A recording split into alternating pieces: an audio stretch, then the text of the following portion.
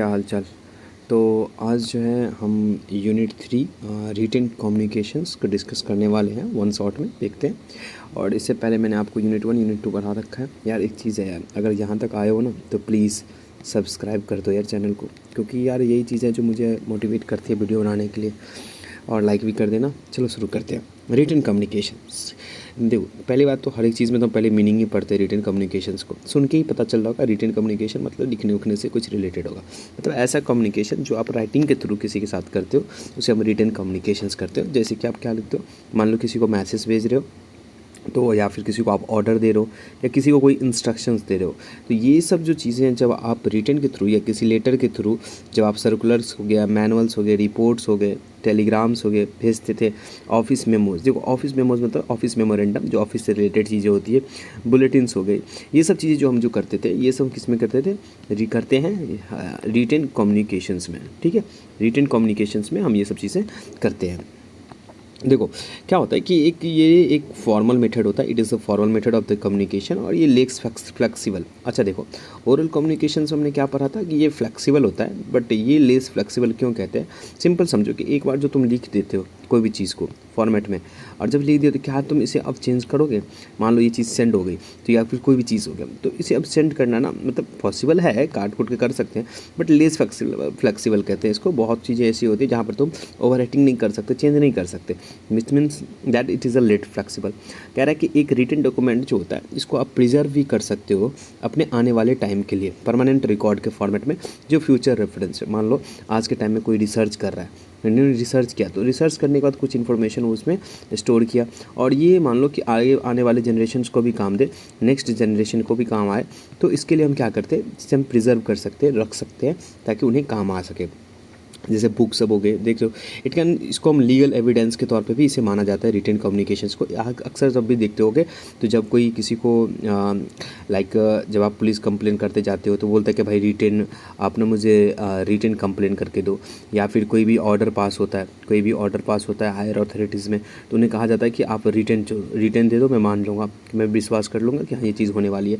It's mean that कि आप इसे लीगल एविडेंस के तौर पर भी आगे के तौर में यूज़ कर सकते हो। हाँ, this is the most important कि टाइम कंज्यूमिंग होता है, समय लेता है, ये थोड़ा सा कॉस्टली होता है, और कभी कभी क्या होता है जैसे कॉन्फिडेंशियल कोई मैसेज है तो ये उस केस में अनसुटेबल हो जाती हैं। और इमरजेंट कम्युनिकेशन, मान लो इमरजेंसी में किसी से कम्युनिकेशन करना होगा तो अब तो ये तो टाइम कंज्यूमिंग है, ये तो टाइम कंज्यूमिंग है, तो आप इमरजेंसी में कम्युनिकेशंस करने में आपको ये दिक्कत दे सकती है, और इसीलिए इसको हम इसे unsuitable for the confidential and emergency communications कहते हैं। नेक्स्ट चीज क्या है, देखो क्वेश्चन क्या बनेंगे कि right the purpose of the writing. देखो जब भी क्वेश्चंस आएंगे आपके 15 मार्क्स में, या जब भी, तो आप तो पहले उसे डिफाइन कर दोगे, रेट क्या होता है।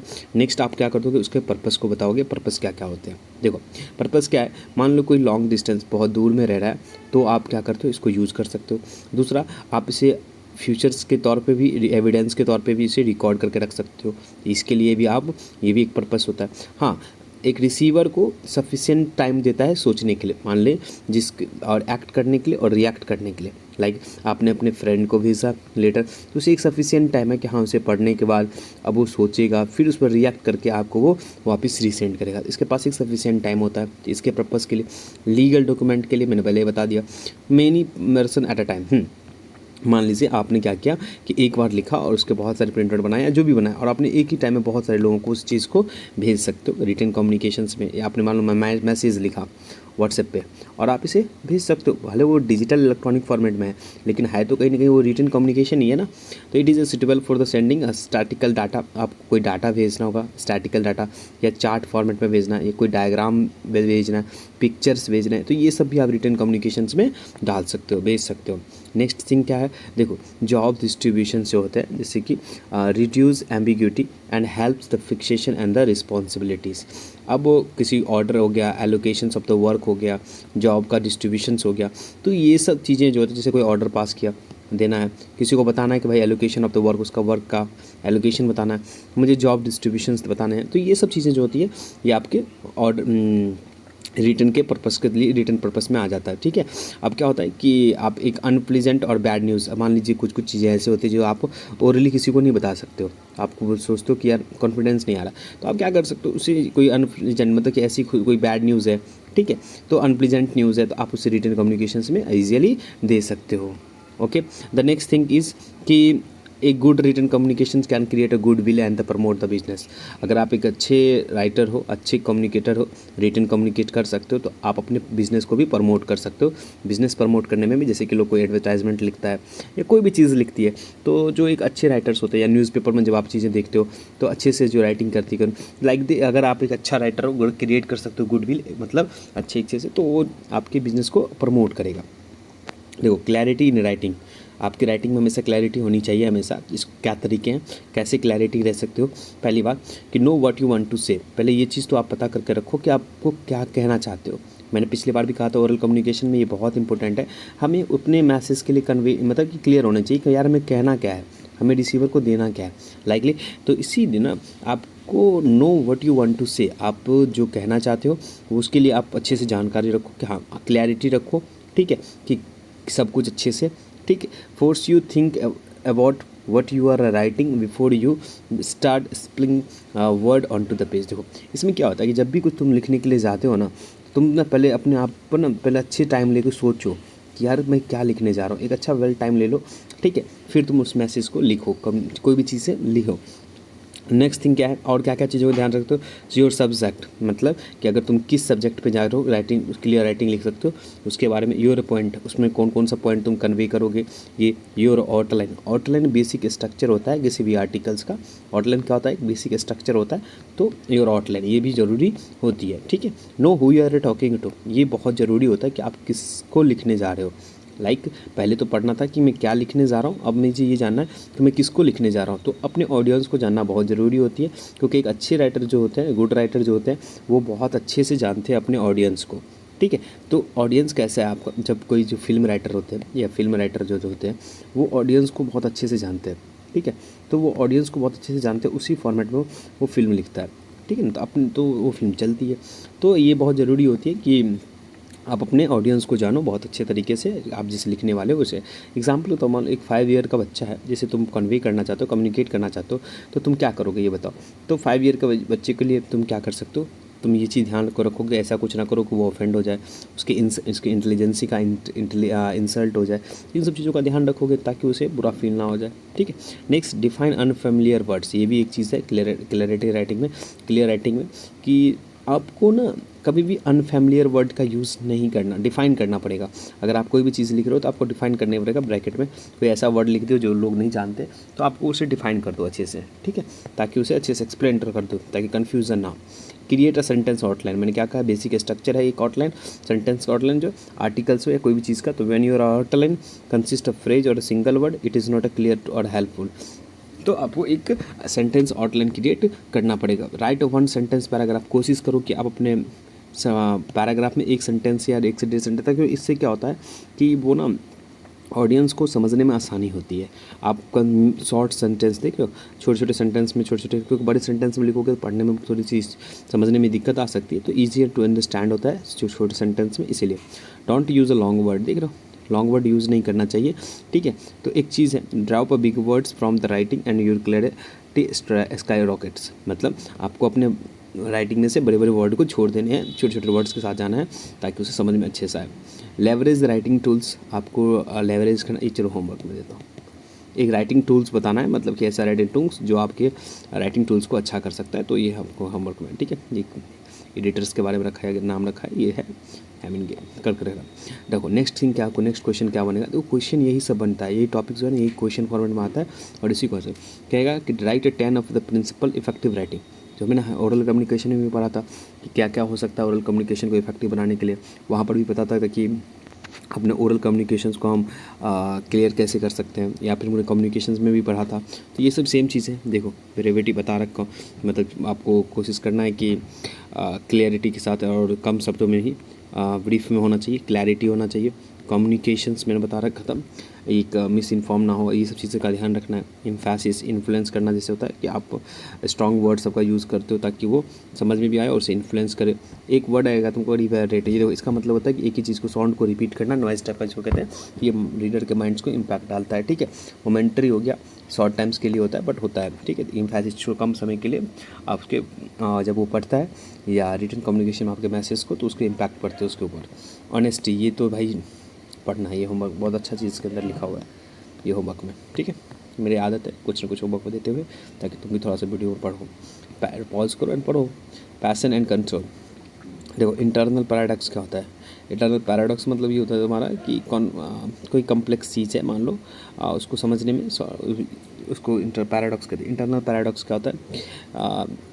जैसे मान लो कि कोई भी चीज़ ऐसा है जिससे मुझे समझाने में खुद ही कन्फ्यूज़न होने लगती है, तो उसे हम इंटरनल पैराडॉक्स कहते हैं। नेक्स्ट क्या होता है? रीडिंग। इस पर भी ध्यान रखना है। जितना अच्छा राइटर तभी बन पाओगे जब तुम्हारी रीडिंग क्या होगी?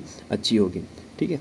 तो जब तुम अच्छे से किसी भी चीज़ को पढ़ते हो, सुनते हो, ठीक है, तो अच्छे से लिख भी पाओगे। रिवीजन बहुत ज़रूरी है, ठीक है। एक सेंटेंस, एक फ्रेज है कि every authors fairy godmother should provide him not only with a pen but also with a blue pencil. बहुत अच्छा लग रहा है इसका फ्रेज है, मतलब कि रिवीजन बहुत ही ज़रूरी होती है किसी भी चीज़ को। सोफिस्टिकेशन एंड सिंप्लिसिटी, इस चीज़ का भी ध्यान रखना है कि सोफिस्टिकेशंस मतलब कॉम्प्लेक्स नहीं होनी चाहिए चीज़ें।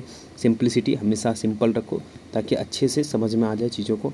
मतलब कहने का मतलब कि तुम अपनी लैंग्वेज में लिखना, जो रिटन कम्युनिकेशंस को क्लियर बना, डेफिनेशन समझ में आ गई, डिफ़ाइन कर दिया मैंने अच्छे से। इसको क्लियर रखने के लिए क्या क्या कर सकते हो, ये सब चीज़ों का ये सब चीज़ें ध्यान रखना है। साउंड एंड रिदम, ये सब बहुत आसान छोटी छोटी चीज़ें जो तुम सुनते आए हो, ठीक है। तो इन सब चीज़ों को ध्यान रखना है, ठीक है। एक एक वर्ड में ये साउंड एंड रिदम हो गया, थोड़ा सा एक्सप्लेन कर दो। नेक्स्ट थिंग जो है दस्ट ऑनेस्टी होगी, इसको हल्का एक्सप्लेन कर दो। इम्फेसिस हो गया, इसको एक्सप्लेन कर दो। कम्युनिकेशंस को एक्सप्लेन कर दो।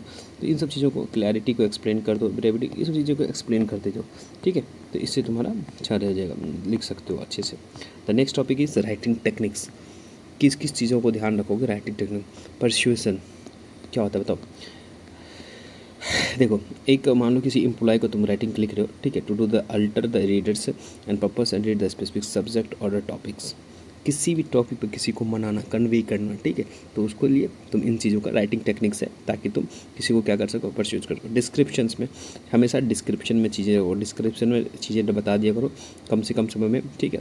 Comparison and contrast, writing techniques का ये बहुत बड़ा चीज़ है। आपका एक्सपोजिशंस, ये भी बहुत अच्छी चीज़ है, टेक्निक्स फॉर द राइटिंग।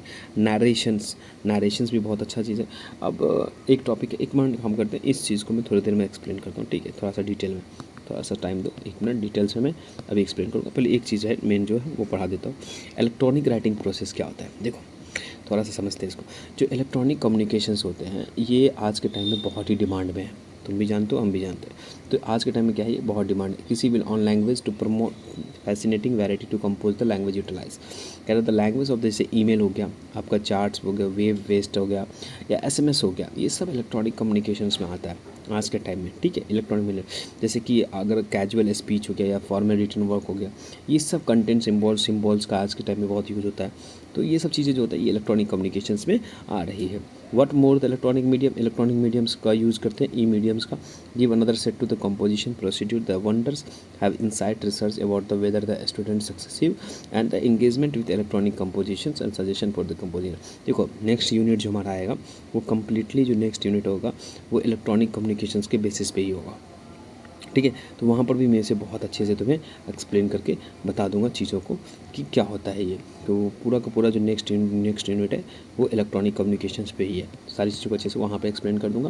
फिलहाल जो मेन इंपॉर्टेंट थिंग जो है, क्या क्या क्वेश्चन बन सकता है, एक और मैं ओवरव्यू कर दूँ। पहला कि आपको define what do mean by the written communications, या मीनिंग को पूछेगा, ठीक है। तो मीनिंग में आपसे ये सब चीज़ें एक्सप्लेन कर दोगे, उसमें पर्पस भी ऐड कर दोगे।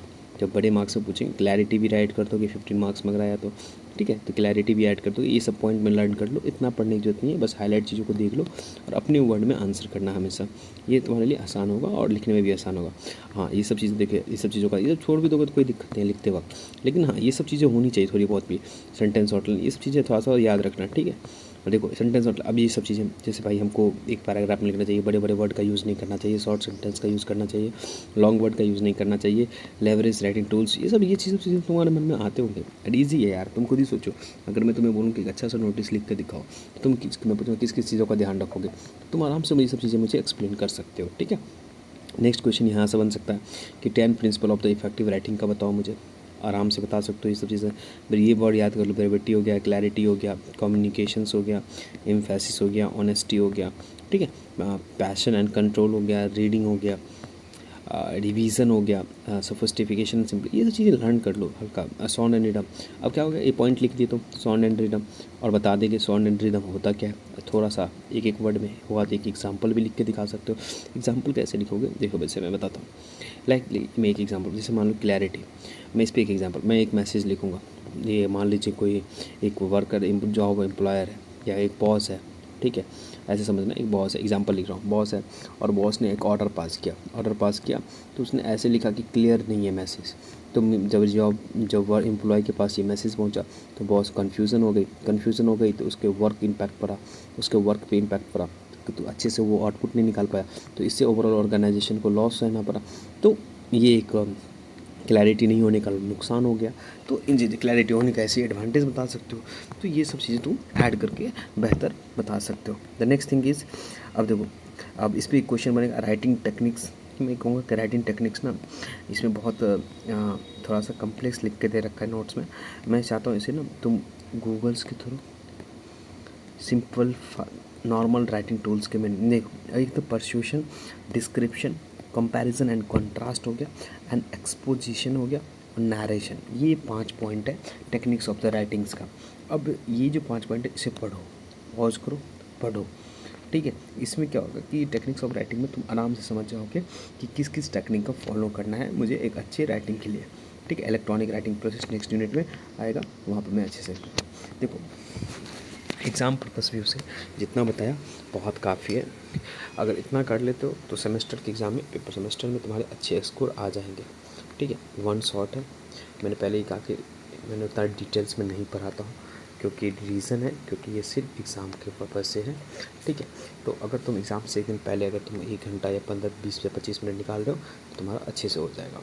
तो चीज़ यार, एक चीज़ का उम्मीद रखते हैं तुमसे, अभी सब्सक्राइब कर दो, क्योंकि सब्सक्राइब कर दो और लाइक करो, क्योंकि ये चीज़ जो है ना यार, वीडियो बनाने के लिए ये कर रहा है, ये पता नहीं है, सब कुछ पंखा वंखा बंद करके शूट करता हूँ। तो चलो मिलते हैं नेक्स्ट वीडियो में, तब तक के लिए जय हिंद।